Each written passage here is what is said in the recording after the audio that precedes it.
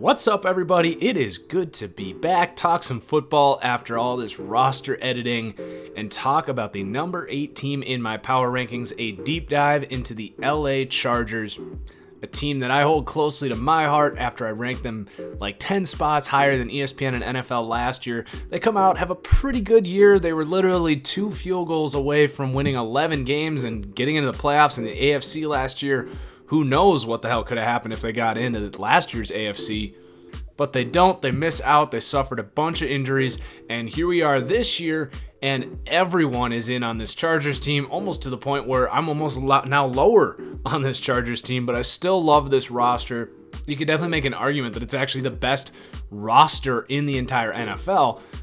Problem is, they can't stay healthy. They can't garner any momentum. They don't get to really have a home field advantage. There are problems here, though the roster is incredibly talented, hence the number 8 ranking. So let's get into it here. We're going to talk about my positional rankings, how this team stacks up with the rest of the league, group by group, and then we'll look at the schedule and talk what sort of win expectations I have for this team this year. So starting at the quarterback, not a whole lot to talk about. Phillip Rivers. Got the Chargers coming in at 9th at the quarterback position. We definitely know what he is at this point. I think he is a little bit underrated year after year just because he doesn't have those accolades, but a really, really good quarterback, incredibly accurate, more or less a good decision maker. You know, he's very decisive. Sometimes those are the wrong decisions, though. And he is going to throw probably 2 games away with just a bunch of interceptions, but he makes up for it by straight up winning you 3 or 4 other games. So that is Phillip Rivers. When all is said and done, he's probably going to walk into the Hall of Fame. But will he ever get that Super Bowl? I don't know. Let's keep talking about this team and if they could do it this year. They do have Geno Smith and Cardale Jones as the backups there. I've actually thought Cardale looks a little quicker than he did at Ohio State. You know, obviously a big project, but does have a lot of high upside with that cannon for an arm and some really good athleticism. So then moving on to the running back here. I've got the Chargers coming in at tied for 8th at running back. I love Melvin Gordon. Everyone knows that he is fast and elusive.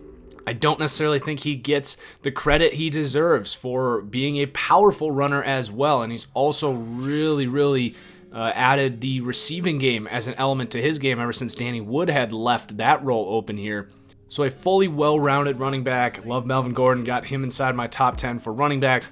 The depth here is questionable right now. They do list Austin Eckler as the backup. He should get involved on third downs, but I like Justin Jackson here. Was very high on him coming out. Was pretty surprised to see him go as late as the 7th round.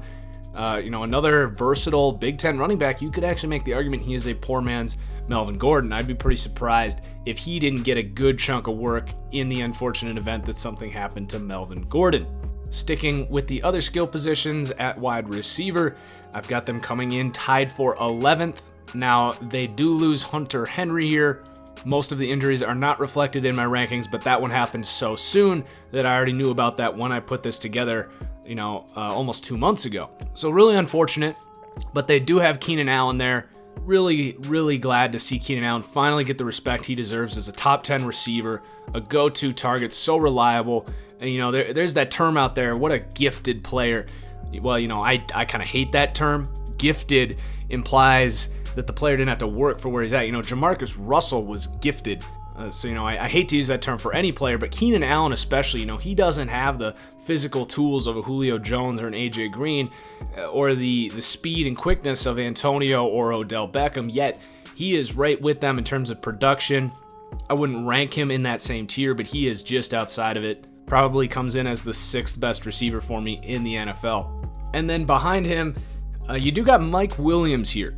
First round pick last year, a high first round pick, and I really was low on him coming out. I had guys like Kenny Golladay and Chris Godwin ahead of him. My comparison is Kelvin Benjamin. He's slow. He's not really creating a whole lot of separation, but he can box the other guy out and come up with some really big catches, and I still believe that. I think now with the departure, or injury rather, of Hunter Henry, there is a big hole for a guy like that, and they're going to have a chance here for Mike Williams to step up and show us some flashes of why he was that top 10 pick. Now, I don't think he's going to necessarily break out, go for 1,000 yards, and catch a ton of touchdowns. I do think he could get up to 10 touchdowns this year, but I think he is going to show us some nice plays this year, but the opportunity is a little less because you've got Tyrell Williams here, who's a solid receiver. He's a medium caliber wide receiver too. He's not very polished, but a really good athlete. His best asset is definitely running those deep crossing routes where guys just simply can't catch up with him. So he's got that good element to his game. And then you got Travis Benjamin here, who's kind of a poor man's Taylor Gabriel, I guess. They run a lot of screens, jet sweeps, and then they'll also just send him deep to take the top off the defense. So you do still have 4 really solid weapons here on offense, and you add in Melvin Gordon. You're not really getting anything from the tight end position. Antonio Gates is gone. Virgil Green, he's just a blocker. He's a freak athlete, but he's never been able to figure out how to catch. There's no one else really at tight end I'm too excited about. Not a whole lot at the receiver depth that I'm interested in either. They do have Artavis Scott, former star at Clemson, pretty good athlete. He'll probably make the team. And then you got Jeremy Davis making some plays in the preseason, and then Dylan Cantrell was a 6th round pick this year, kind of a big-bodied receiver. So again, they come in 11th for wide receiver, and then along this offensive line, it definitely hasn't been a strength. It was improved last year and definitely allowed this offense to take a step forward. And more, this is a term I say a lot with offensive lines. You got offensive lines that suck and literally make it impossible for you to do what you want to do. They've got lines that allow you to do what you want to do, and then you've got offensive lines that help you do what you want to do. And the Chargers definitely fall right in the middle there. I've got them at 19th. They do add Mike Pouncey here. So from left to right, you got Russell Okung coming back. He had a good year. And then you're going to have 2 young guards who were injured last year, supposedly coming in here and filling out your new guards. So Dan Feeney and Forrest Lamp. We mentioned Pouncey. And then at right tackle, Joe Barksdale. So this is an improved offensive line from what they had last year because you're returning those rookies. They haven't spent a whole lot investing in this. They did have a 5th round pick spent on Scott Kessenberry. So in theory, if those 2 young guards do turn out to be really good players, a lot of people think Forrest Lamp is an all-pro caliber guard. If that's true, that's a big bump. And if Mike Pouncey can stay healthy, I've got my question marks. I think we inevitably will see a lot of Scott Kessenberry here. Knock on wood for the Chargers, but that's pretty hard to predict Mike Pouncey to play 16 games.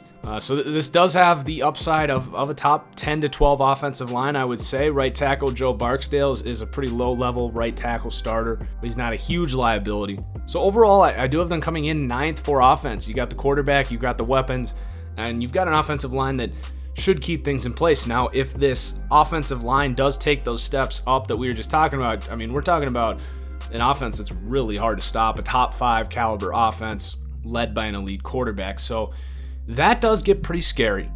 Like I said, very talented roster. There's just other question marks around this team. And then we're going to go over to the defensive side of the ball where you've got a lot of freaking talent here.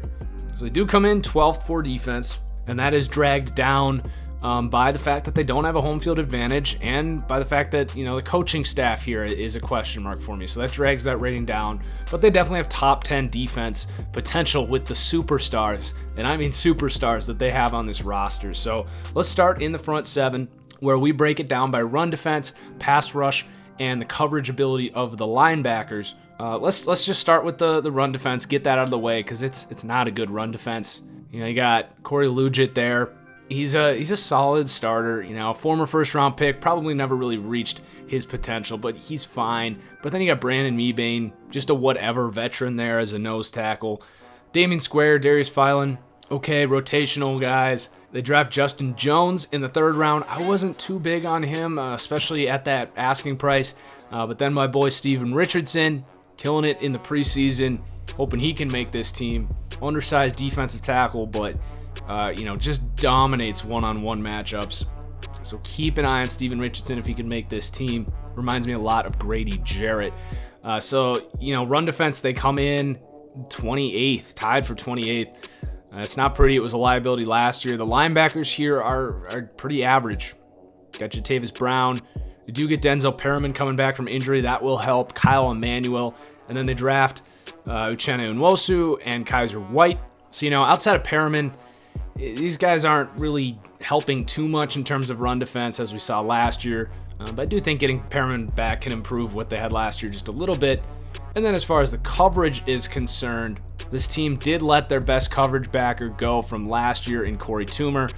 So can Kaiser White come in and replace that? Can Uchenna Nwosu kind of break out as a second-round rookie and offer some good athleticism in the second level of this defense? I'd say the odds are decent. Jatavis Brown isn't a liability. Kyle Emanuel's a smart player, just not a great athlete. So they've got some bodies here. I don't think it's going to be a huge liability, but probably not a strength here.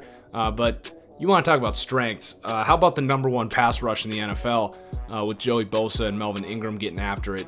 Just two freaks. Really nothing else you can say about it. It is the best combo in football. Both of these guys are probably top 10 edge rushers in the game right now. The depth is a concern. These guys got to stay healthy. Really no one you're even coming close to starting caliber with Chris Landrum and Isaac Rochelle backing those guys up. So let's move on to the third level of the defense, the secondary. Now, they come in first here. Again, that ranking was before some of these injuries here. So you do have cause for concern with Jason Verrett. He goes down. Anything they got from him was kind of house money because this was a really good secondary last year. And then Trevor Williams, who just broke out last year as a really freaking good corner. He injures his ankle. He's going to be out for an extended period of time. Not sure exactly when he comes back, but they need to get him back.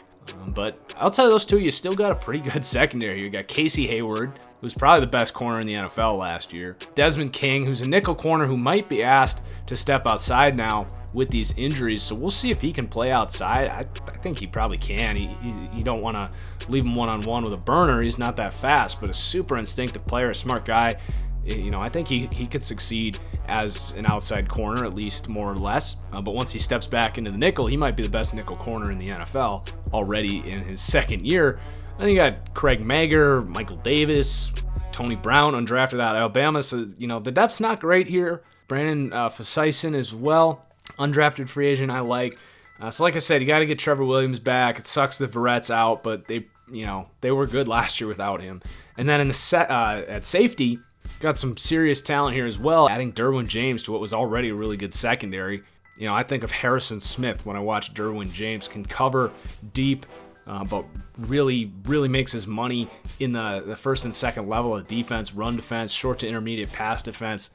Just an all-around versatile safety, great ball skills. I mean, he's got it all. How did he fall that far?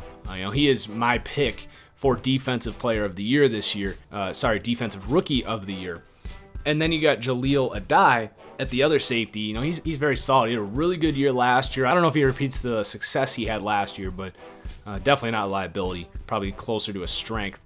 And then Rashawn Jenkins, good third safety there, a young player out of Miami, showed some nice things. You got Adrian Phillips. They did just have Jalen Watkins go down, so they had a ton of depth here at safety. Just got a little thinner with the Watkins injury, but a really good group all across the board. So call it the first ranking secondary in the NFL. We'll see if that holds up with these new injuries.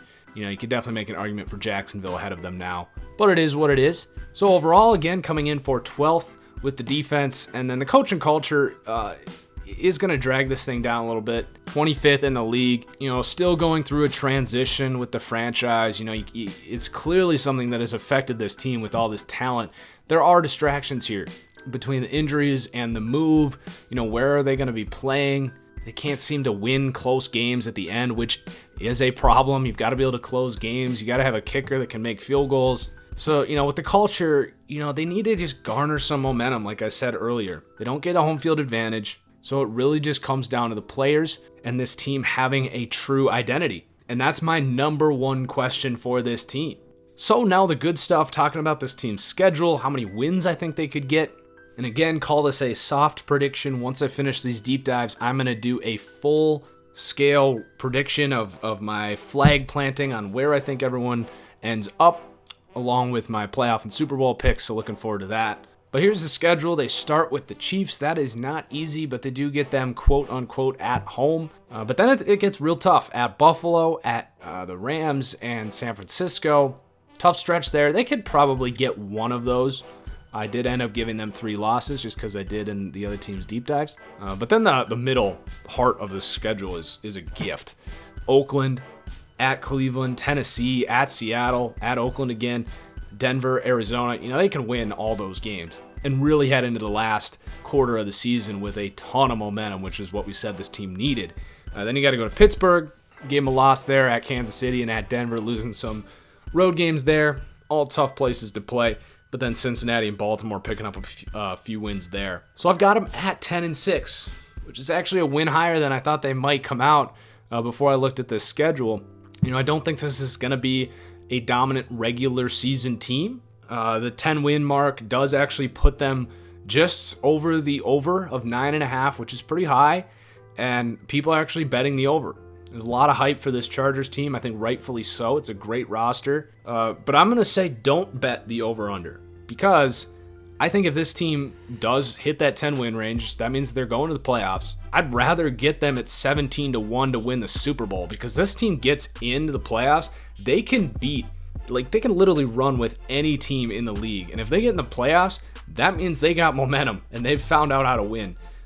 So screw the over, screw the, getting 80 cents on the dollar. Give me 17-1 to win the Super Bowl. Maybe you got to run into Pittsburgh and New England, but you can take your chances that those two have to play each other. And then all you got to do is win one of those games, and this team's in the Super Bowl. So I'd much rather do that.